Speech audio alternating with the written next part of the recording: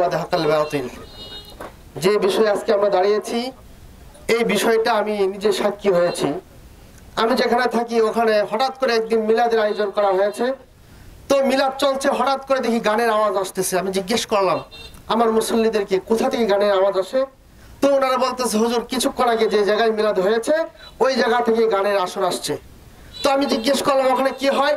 তো যিনি প্রত্যক্ষদর্শী, যিনি এটার সাথে জড়িত ছিল, তিনি এখন ফিরে এসেছেন আলেমদের সাথে। তিনি বলছেন হুজুর আমি প্রত্যক্ষদর্শী, আমি দেখেছি তারা মিলাদের নামে এখানে যে অনৈতিক কাজ করে তার মধ্যে একটা হলো তারা নারীবাজ করে। ঠিক কিনা বলেন?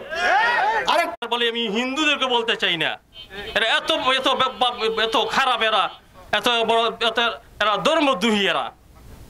এই জন্য আমি বলবো আপনাদেরকে, আপনারা নিজেরাও এবং আপনাদের ছেলে মেয়েদেরকে, বিবি বাচ্চাদেরকে বলবেন হয়তো ধর্মের কাজ করবে, না করলে নীরব থাকবে, কিন্তু এই যারা ধর্মের নামে ভণ্ডামি করবে, ঈমান নষ্ট কর্ম করবে, এদের সাথে যেন এদের উঠা বসা যেন না হয়।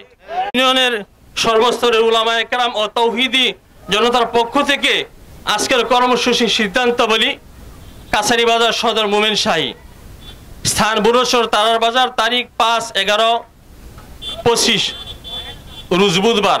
1 নম্বর, মিলাদ মাহফিলের নামে গাঁজা, ইয়াবা, নাচ গান, জুয়া, মহিলাদের অবাধ মেলামেশা বন্ধ করতে হবে। 2 নম্বর, মিথ্যা মামলা প্রত্যাহার করতে হবে। 3 নম্বর, সম্ভোগীদের সাথে উলামাদের বহসের মাধ্যমে হক বাতিলের পার্থক্য নির্ণয় করতে হবে।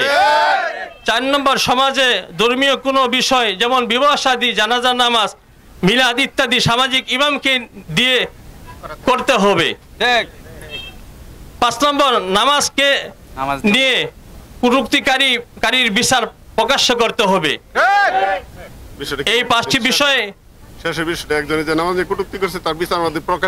এবং যে নামাজ নিয়ে কটূক্তি করছে তার বিচারটা আমরা সকলের সম্মুখে হোক, এইটা আমাদের দাবি। এই উপর